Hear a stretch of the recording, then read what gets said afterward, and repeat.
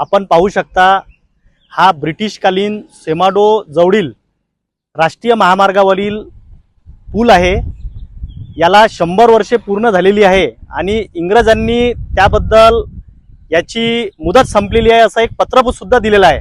परंतु tiger reserve व्याघ्र प्रकल्पाच्या आळकाठी भूमिकेमुळे हा पूल या पुलाचं बांधकाम होत नाही आहे आणि असे मेळघाटमध्ये अनेक ठिकाणी अरुंद पूल आहेत जे इंग्रज कालीन आहेत आणि त्यांना बांधकाम करण्यासाठी व्याघ्र प्रकल्प नेहमी अडवते।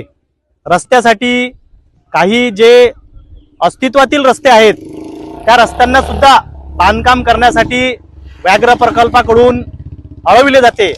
आमची या माध्यमातून एक मागणी आहे की मेळघाटमधील जे अस्तित्वातील रस्ते आहेत, जुन्या काळातील आणि पूल आहेत, अशा कामांना पक्के करण्यासाठी, बांधकाम करण्यासाठी त्यांनी परवानग्या द्याव्यात, ही आमची एक शासनाला नम्र विनंती आहे।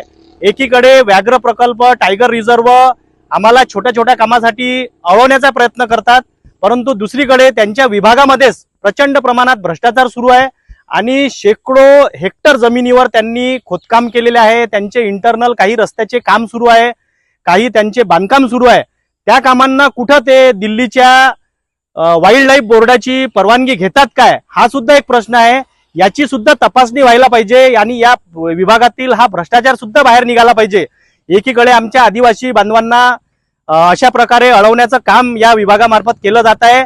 त्यांनी तात्काळ या सर्व विकास कामांना परवानग्या द्याव्या अशी एक आमची युवक काँग्रेसची मागणी आहे।